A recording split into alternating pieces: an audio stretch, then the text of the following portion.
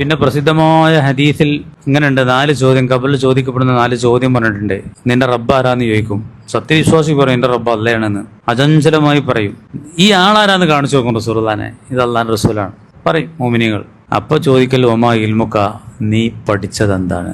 അപ്പോൾ മോമിന് പറയൽ ഖറഅതു കിതാബ് അല്ലാഹി, ഞാൻ അള്ളാന്റെ കിതാബാണ് പഠിച്ചത്. ഇപ്പൊ എത്ര ചോദ്യമായി? 3 ഒന്നിന്റെ റബ്ബ, നിന്റെ ദീൻ ഏതാന്ന് ചോദിക്കും, ഇസ്ലാമാണെന്ന്. പിന്നെയാണ് റസൂലുള്ളാഹിനെ കാണിച്ചു കൊടുക്കുക. ഖബറിലേക്ക് ഞാൻ പണ്ട് പറഞ്ഞിട്ടുണ്ട്, ചില മഹാന്മാരൊക്കെ അടിയത്തെ ഖബർ ഒരാൾക്ക് എഴുന്നേൽക്കാൻ മാത്രം ആയത്തിൽ കുഴിക്കണം എന്ന് വസിയത്ത് ചെയ്ത ആളുകൾ. കീകുജി എന്നൊക്കെ പറയില്ലേ നമ്മള് പയറ് പറച്ചില്, 2 കുയ്യാണല്ലോ. അത് എന്തിനാ നിങ്ങളെ ഒരാൾക്ക് നീച്ചിക്കാൻ മാത്രം? റസൂലുള്ളാഹിനെ കാണുമ്പോൾ നീച്ചിക്കാനേ, റസൂലുള്ളാഹിനെ കാണിച്ചു കൊടുക്കും ഖബർ, അപ്പൊ എഴുന്നേൽക്കാൻ വേണ്ടി. അങ്ങനെ പറഞ്ഞ മഹാന്മാരൊക്കെ കിതാബിൽ പറയുന്നുണ്ട്. റസൂലുള്ളാഹിനെ കാണിച്ചു കൊടുക്കും എല്ലാ ഖബറും. ഈ ആളാരാന്ന് ചോദിക്കുമ്പോൾ സത്യവിശ്വാസികൾ പറയും നിങ്ങളെ റസൂലാണ്. മുനാഫിക്ക് എനിക്കറിയില്ല, എനിക്ക് ഇയാളറിയില്ല. മുമ്മിൻ എങ്ങനെ അറിയാതെക്കണ്? എന്നാളിപ്പോ നമ്മളെ കൂട്ടത്തിൽ ആരാ ചോദിച്ചല്ലോ കൊയാമോ, ഈ വിരല് ഈമ്പല് സുന്നത്തുണ്ടല്ലോ, എങ്ങനെയാണ് ഈമ്പേണ്ട രീതി എന്ന് ചോദിച്ചു. ഭക്ഷണം കഴിച്ചിട്ട് വിരല് ഈമ്പല് റസൂലുള്ളാഹിന്റെ സുന്നത്താണ്, എങ്ങനെയാണ് ഈമ്പേണ്ടത് എന്ന്. അപ്പൊ ആ ആളെന്താ ചെയ്യണത്?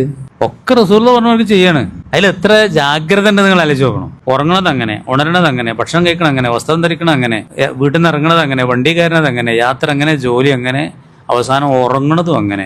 6 മണിക്കൂർ ഉറങ്ങൂലേ? അയാൾക്ക് അതുപോലും വിവാദീകാരം. 6 മണിക്കൂർ ബിസ്മിക റബ്ബി വലായത്ത് ജംബി എന്നൊക്കെ നോലൂർത്ത് കിബിലക്ക് തിരിഞ്ഞ് ഖബറിൽ കടത്തണമാർക്ക് കിടക്കുകയാണ്.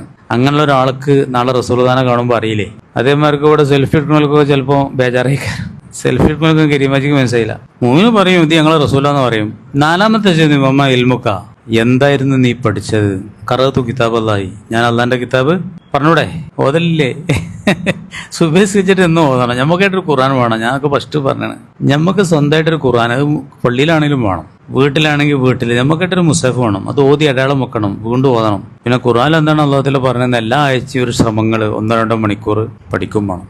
അതാണ് ഹുദ. ആ ഹുദ ഉണ്ടെങ്കിൽ എന്താ മെച്ചം? ദുനിയാവിലും മെച്ചമുണ്ട്, ആഖിറത്തിലും മെച്ചമുണ്ട്. അതില്ലെങ്കിലോ ദുനിയാവിലും മെച്ചല്ലേ? സമാധാനം ഒന്നുമില്ല. കോടിക്കണക്കിന് ഉറുപ്പിയൊക്കെ ഉണ്ടാവും, സമാധാനം ഉണ്ടാവില്ല. മറ്റേ കോടിയൊന്നും ഉണ്ടായിക്കൊള്ളുന്നില്ല, നല്ല സമാധാനം ഉണ്ടാവും. കോടികൾ ഉണ്ടായാലും സമാധാനം ഉണ്ടാവും, ഇല്ലെഞ്ഞാലും സമാധാനം ഉണ്ടാവും.